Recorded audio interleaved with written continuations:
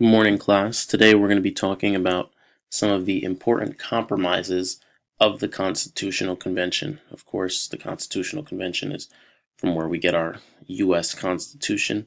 It was a meeting that took place in Philadelphia in 1787 and really laid out the groundwork for how our government today still functions. And, this was the establishment of the rules by which our government has to abide. Before we can understand the Constitutional Convention, we have to know a little bit about the Articles of Confederation, which was the first attempt at establishing a federal or a national government for the United States of America.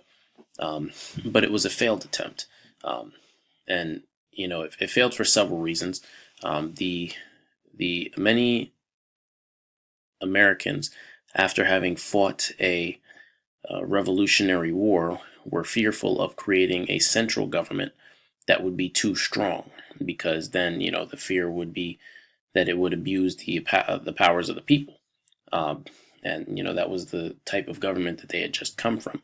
So they created, under the Articles of Confederation, a very weak central government, one that was limited in its power and its ability to intervene, and most of the power really rested with the states. And they were just kind of loosely affiliated with each other.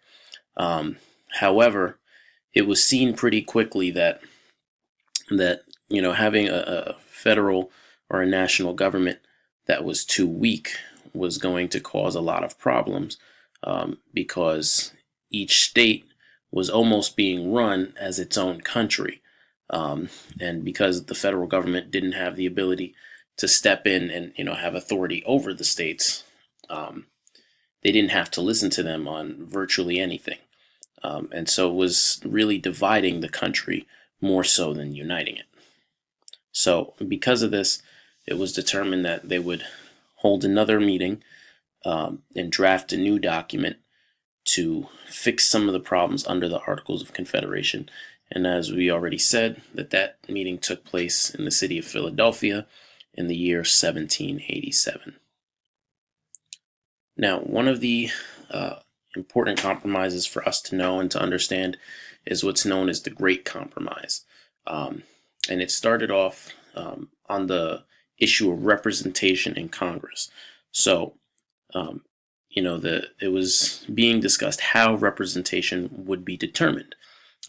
The Virginia plan, proposed by the delegates from the state of Virginia, stated that representation in Congress should be based entirely on population.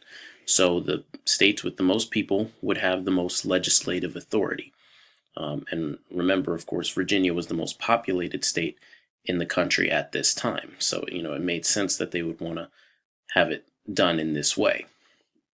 And, to a certain degree, it does make sense. If you have more people, you should, your state represents more of the nation, so to speak, and so you should have more say.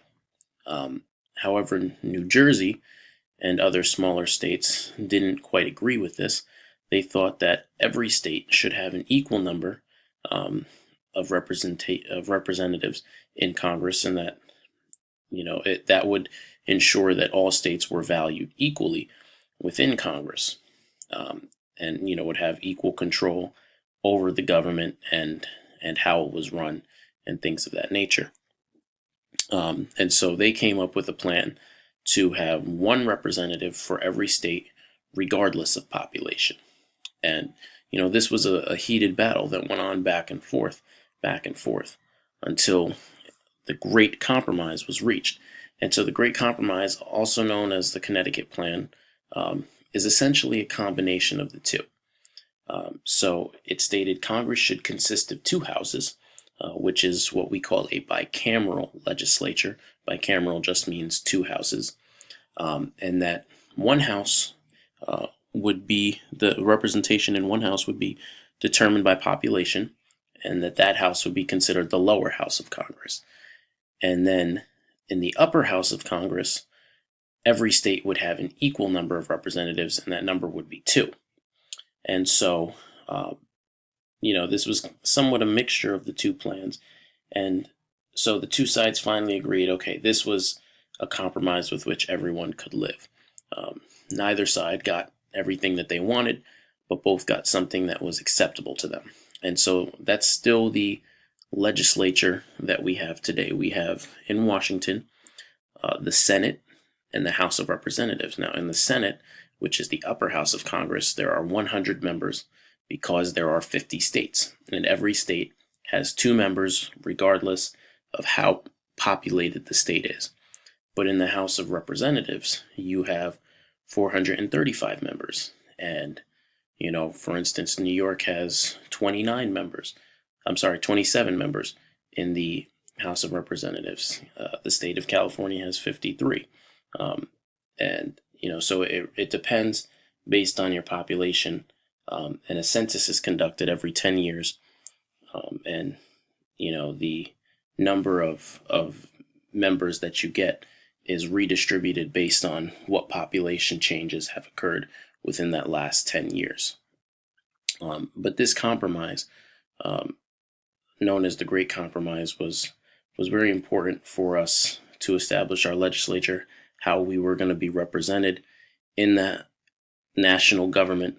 And it was an important compromise for us to have down before we could move forward onto other issues.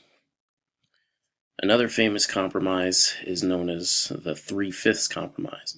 And this is really a battle between free states and slave states. So a free state is a state that did not have slavery. And so, the free states thought that slaves should be counted for the purposes of taxing, but not for representation in Congress. So they wanted the slave owners to have to pay taxes for their slaves, but they didn't want them to get more say in Congress because of them. And the slave states thought exactly the opposite, that they should be counted for the purpose of representation in Congress, but not for taxation. So they wanted to get more representatives and more power in the national government because of their slaves, but they didn't want to have to pay any taxes on them.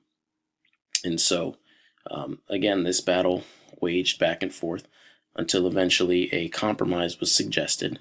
And that compromise is known as the 3/5 Compromise because every 5 slaves would be counted as 3 white persons for both taxation and for representation.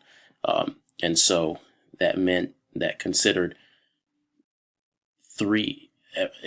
every slave was considered to be 3/5 of a white person, for both representation and for taxation. So this is just some important vocabulary to learn. We went over most of it in the presentation. If you haven't written these down, perhaps now is a good time to pause the video and take down these quick definitions, because you will be held accountable for knowing them and they will appear on your tests.